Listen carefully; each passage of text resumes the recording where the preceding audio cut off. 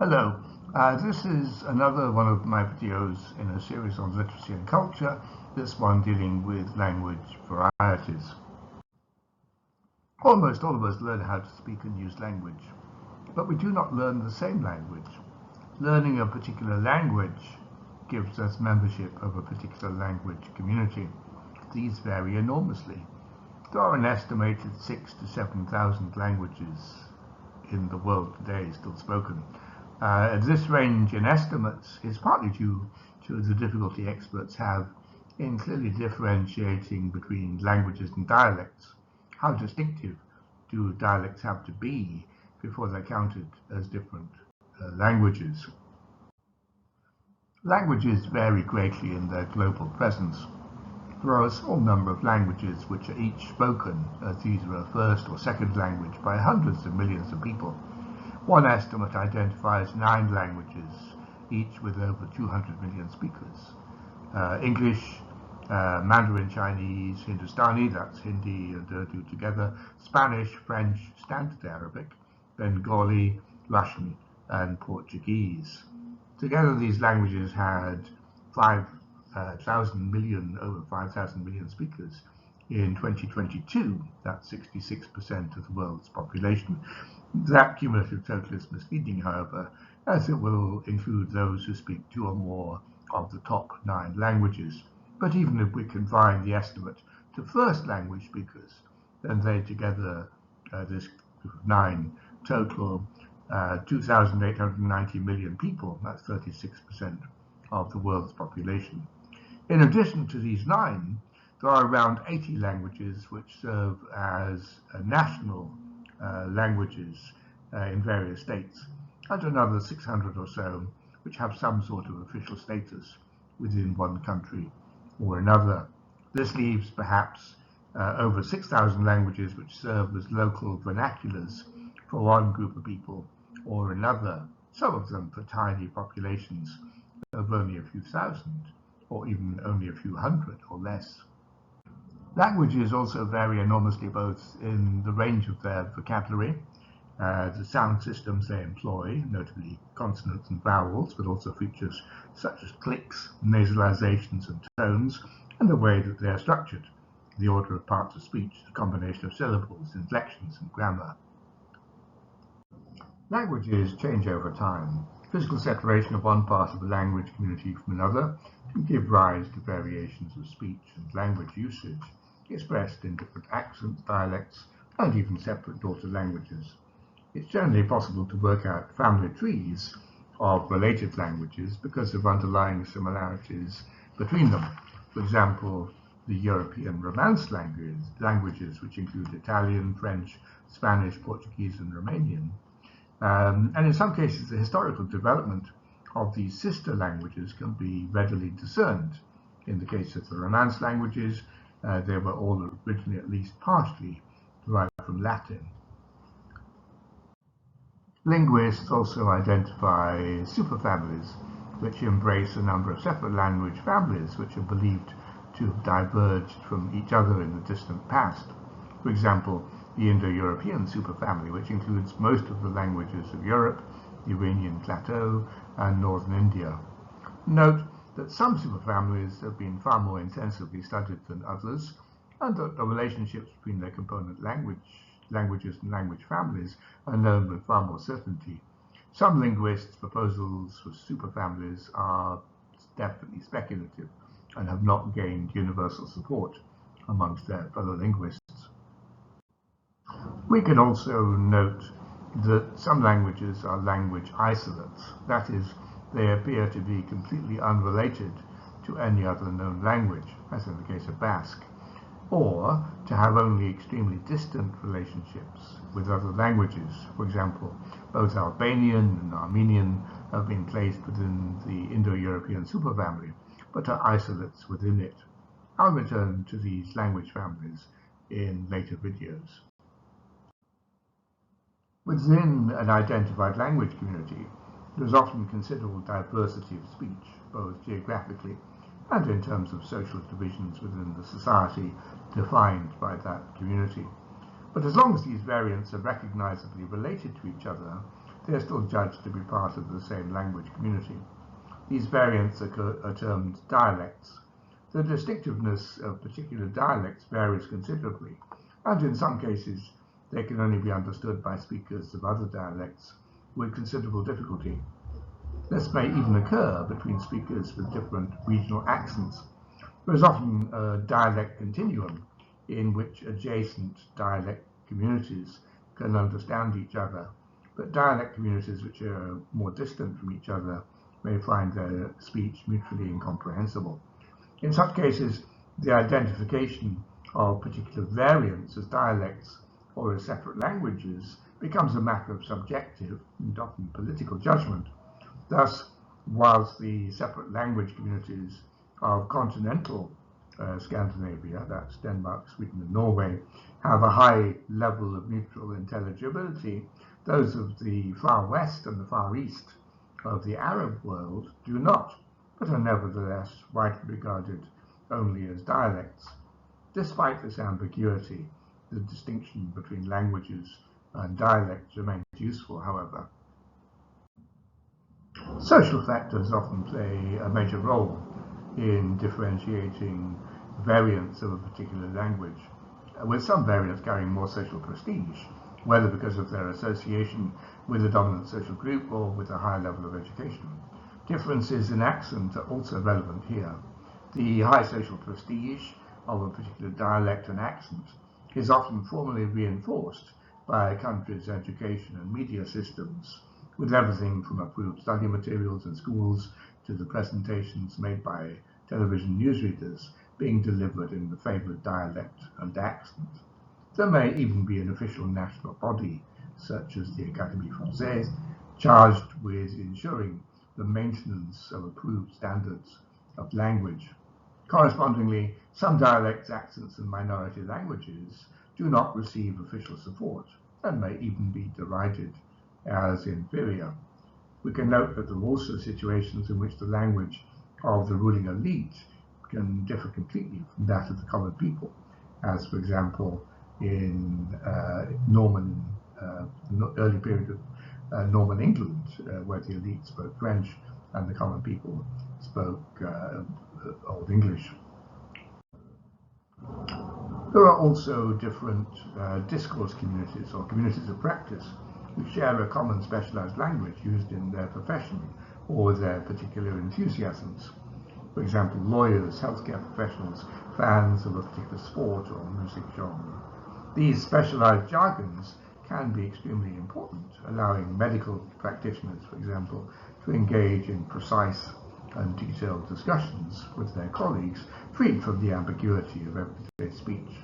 Jargons can also function as social markers, clearly differentiating non-members from members of a particular club or gang. Contact between different language communities has become more common over the past 70 years or so, but it is not a new phenomenon. When different language communities interact, their interactions may be benign or hostile. For thousands of years, powerful societies have invaded their weaker neighbours. Social groups have migrated in the hope of improving their lot. Prisoners and slaves have been transplanted from their homelands. Merchants have travelled to foreign lands in pursuit of trade, and religious individuals have made pilgrimages or sought to expand their fields of mission. The results of these contacts have varied depending on the particular circumstances in which they occurred. One possible consequence of such interactions is that the stronger language community effectively overwhelms the weaker one, subordinating or subsuming it. Whether as a result of forced inclusion into a state or voluntary migration into it, a linguistic minority may adopt the language of the dominant majority through a process of assimilation. Thus, historically, new migrants to countries like the United States found it beneficial for their economic and social life to learn English, whilst their children and grandchildren growing up in their new home were likely to come to use English as their first language and perhaps even forget the language of their forebears. More forcefully, colonial expansions, as well as the expansion of the nation-state, may lead to the imposition of the dominant language and even the deliberate marginalization or attempted suppression of minority languages. Thus, under the Japanese Empire, the use of the Korean language was strongly limited, and in Imperial Russia, a policy of Russification was pursued. An alternative consequence is that the different language communities remain distinct, but find a medium by which they can communicate with each other at a basic level. Such pidgins are not fully developed languages, but developed out of local transactional needs. For example, temporary economic relationships, as when market traders deal with foreign customers, or foreign merchants exchange goods with local people on a regular basis. They use a limited shared vocabulary necessary for whatever the transaction is between them, and ignore the grammatical complexities of normal language use, as these would only cause confusion. It is likely that this is not a new phenomenon, probably arising in the distant past when groups like the Phoenicians traded far across the Mediterranean Sea and beyond, but the known examples occurred when European traders in the modern era exchanged goods with various indigenous peoples, famously with the Amerindian tribes of the Pacific Northwest, leading to the various localized pidgins such as Chinook jargon, or the various West African or South Pacific pidgins.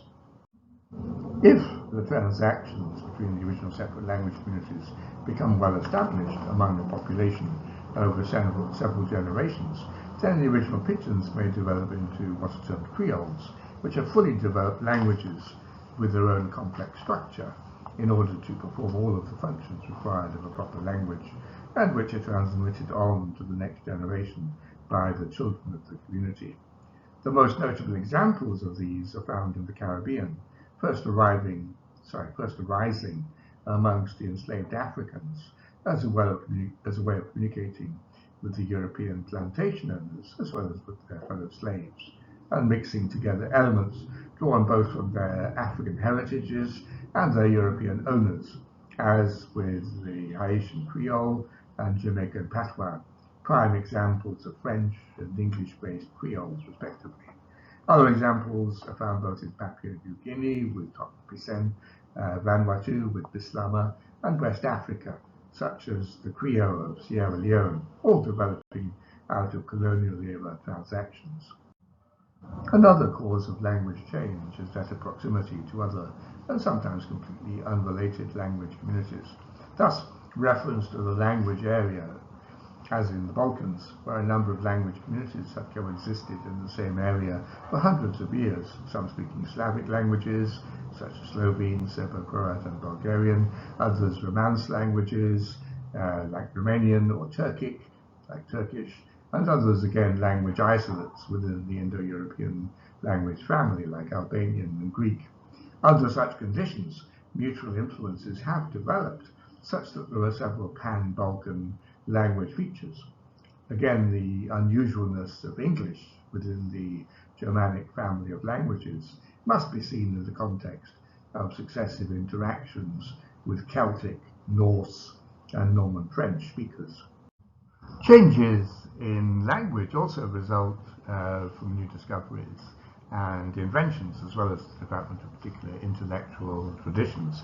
Thus, in the early modern world, Europeans discovered many plant and animal species overseas, which were unfamiliar to them, and which had to be named and identified. These new terms might be borrowed from the foreign language communities which they came in contact with, for example, tea, coffee, tomato, potato, tobacco, or given newly created labels, as with the French pomme de terre, apples of the earth, for potato. The development of science and technology also created new things and experiences to be named. In this process, many names were derived in often quite inventive ways from ancient Greek or Latin. Thus, words like gas, microbiology, dermatoglyphics, and cybernetics were crafted from existing words, as with railway and aircraft. Developing academic disciplines also generated neologisms, sometimes including the name of the discipline itself, as with psychology. new political and intellectual disputes also generated new vocabularies, including disestablishmentarianism, liberalism, socialism, conservatism, communism, fascism, and so on. New words might also be adopted, or created to describe new institutions and behaviors. Thus, English kindergarten, a word borrowed from German, or with the French le weekend, le selfie, le blog, borrowed from English. Some neologisms derive from literary innovations, famously a large number of words and phrases in English which were invented by Shakespeare, or mere literary whimsy, as with Lewis Carroll's chortle. Language communities, or at least official guardians of the language, have different attitudes towards words borrowed from foreign languages, with the British generally being relatively accepting, giving the language a somewhat mongrel reality.